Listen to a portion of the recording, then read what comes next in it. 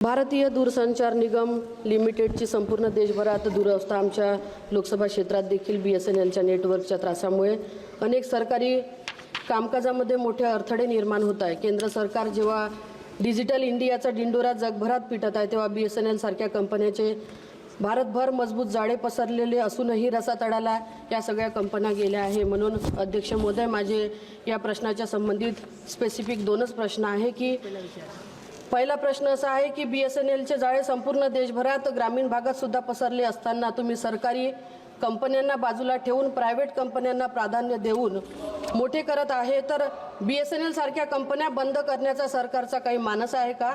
आणि दुसरा माझा प्रश्न आहे की जिओ, एअरटेल, VI सारख्या खाजगी कंपन्या मोठ्या प्रमाणात नफा कमवत आहे आणि BSNL सारख्या ज्या सरकारी कंपन्या म्हणून काम करत आहे त्यांच्या कर्मचाऱ्यांचे आणि अधिकाऱ्यांचे मानधन देखील निघत नाही आहे, तर या कंपन्या सरकारी असून देखील तोट्यात चालल्या आहेत, तर याच्या संदर्भात काही विचार सरकार भविष्यात करणार आहे का?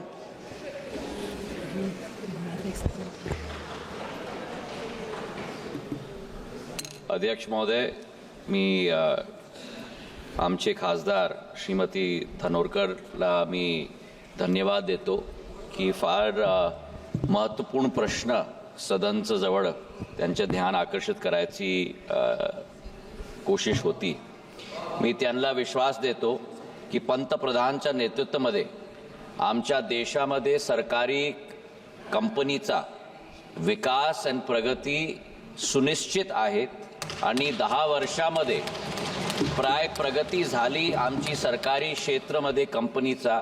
देशामध्ये नाही, विश्वमध्ये आमची सरकारी कंपनीचा एक नवीन पेठ विश्वस्तरामध्ये आता झाली आहेत।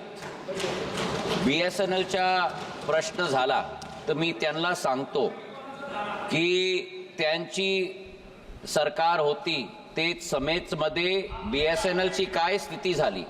पंतप्रधान नरेंद्र मोदीच्या समयामध्ये 2019 मध्ये रिवायवल पॅकेज 3,35,000 करोडची BSNLला दिली आणि ते घाटाचा कंपनी 9,000% घाटाचा कंपनी आजच्या दिवसमध्ये 2,000 करोडचा मुनाफा करतात ऑपरेटिंग लेवलमध्ये। हे परिवर्तन झाली आहेत आणि मी आपणला पण हे सांगतो की BSNLचा 1,40,000 आमची BTS होती।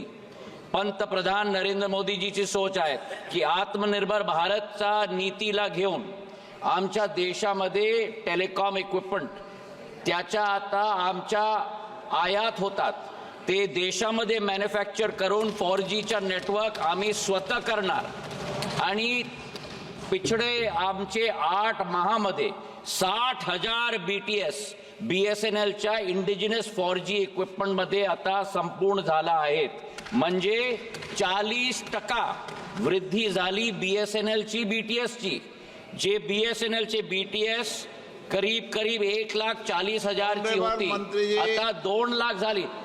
अध्यक्ष महोदय, मी आपणच्या संरक्षण चाहतो क्योंकि हे महत्वपूर्ण प्रश्न आहेत आणि एम्प्लॉईजच्या कार्यामध्ये